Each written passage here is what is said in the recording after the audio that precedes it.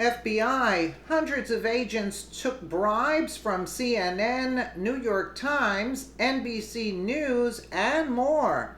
They're flipping by the conservative Jew for RWNofficial.com.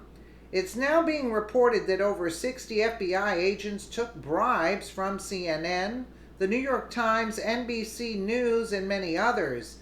The bribes consisted of concert tickets, expensive private dinners, NFL tickets, parties, cruises, and even discounts on travel.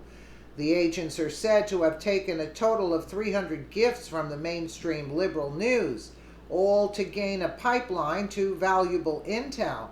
I guess now we can finally say what Barack Obama meant by hope and change.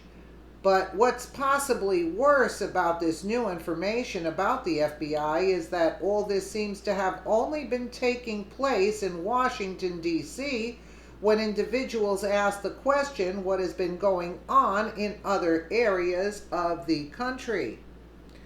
There are many rank and file FBI agents who are the large majority who are stand-up individuals, but the leadership needs to go, all of them, since none had the guts to sound the alarm, even if they didn't agree or weren't part of the corruption that was going around.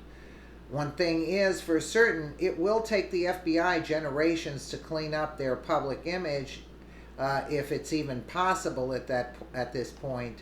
But that would likely include FBI brass, who may make a nice dime on the side selling access to FBI intel and policy outright as well.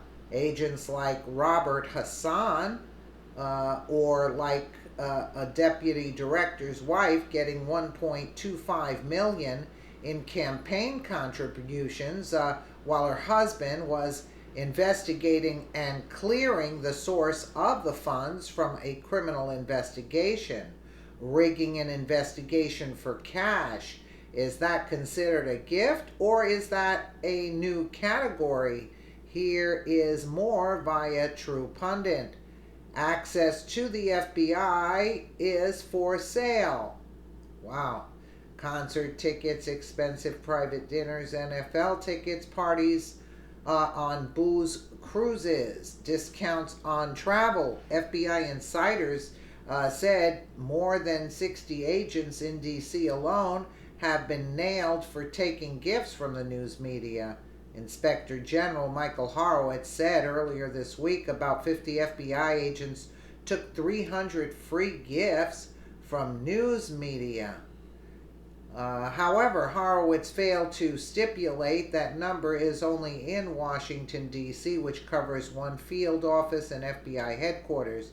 The Inspector General did not examine the FBI's other field officers, officials said, and the problem of taking gifts for intel is rampant, officials said. New York, Los Angeles, New Haven, Philadelphia, the list goes on, in the FBI's 55 other field offices, and so does the corruption outright bribery.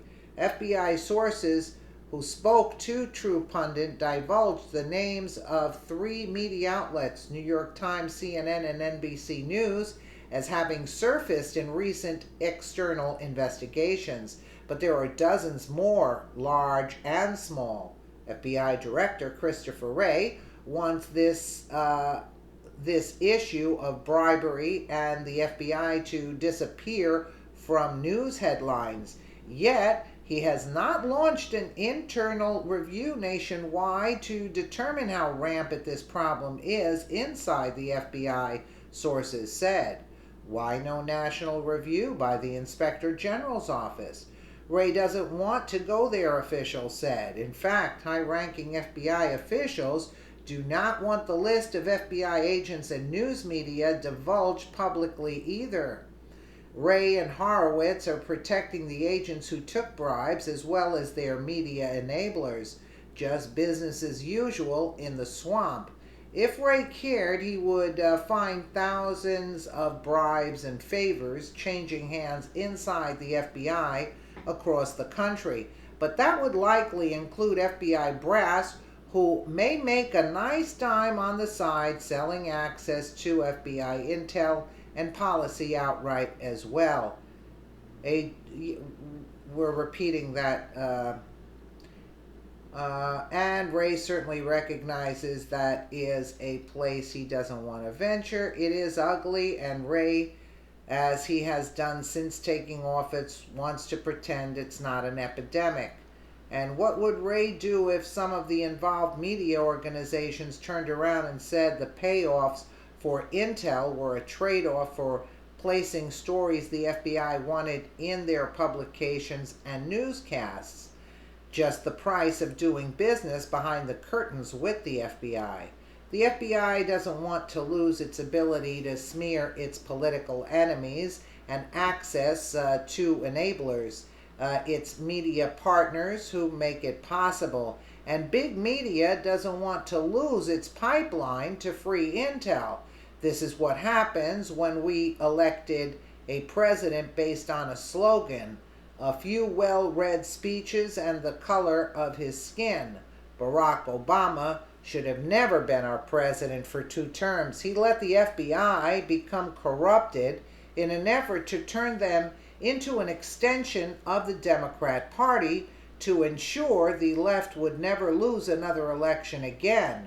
What a great legacy for the first supposed African American president, don't you think? Let's hope the American public wakes up and never lets an empty suit like Barack Hussein Obama become our president again.